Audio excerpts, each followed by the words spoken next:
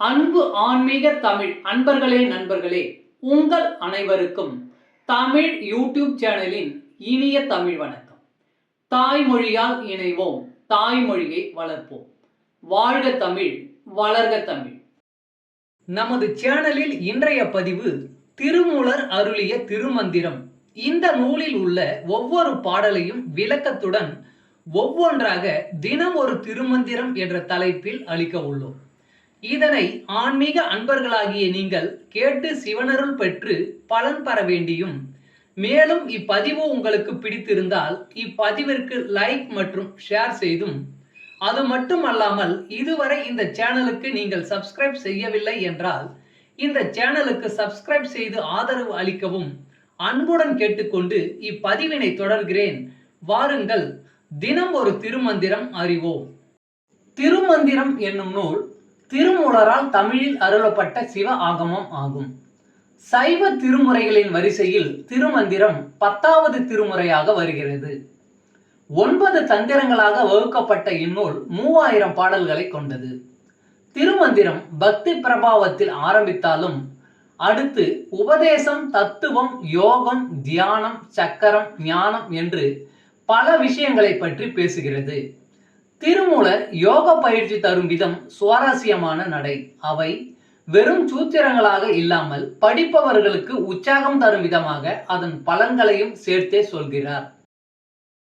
தினம் ஒரு திருமந்திரம் பதிவில் இன்றைய திருமந்திரம் 147. யாக்கை நிலையாமை. இறுதி கடனில் காக்கைக்கு உணவு. சீக்கை விளைந்தது செய்வினை மூடிற்ற, ஆக்கை விரிந்தது அழகு பழுத்தது, மூக்கினீர் கை வைத்து மூடிட்டு கொண்டு போய் காக்கைக்கு வழி காட்டியவாறே.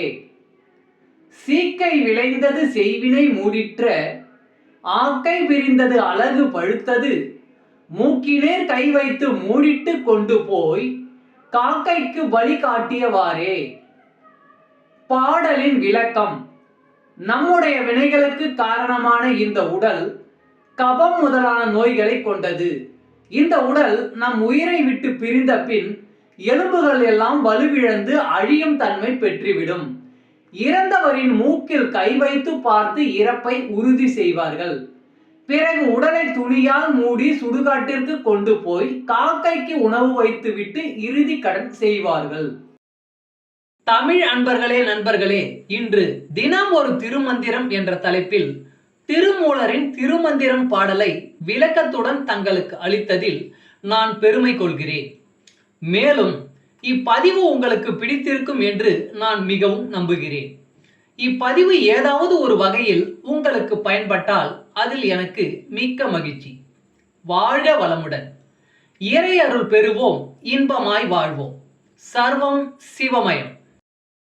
அன்பு ஆன்மீக தமிழ் அன்பர்களே நண்பர்களே, இவ்வீடியோ பதிவினை கேட்டு இன்புற்று ஆதரவு அளித்த அனைத்து தமிழ் உள்ளங்களுக்கும் எங்கள் உள்ளம் கனிந்த நன்றி.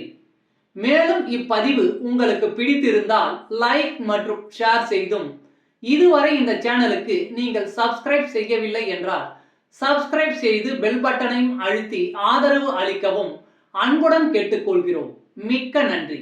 அடுத்த பதிவில் உங்களை விரைவில் சந்திக்கும் வரை உங்களிடமிருந்து விடை பெறுவது தமிழ் யூடியூப் சேனல்.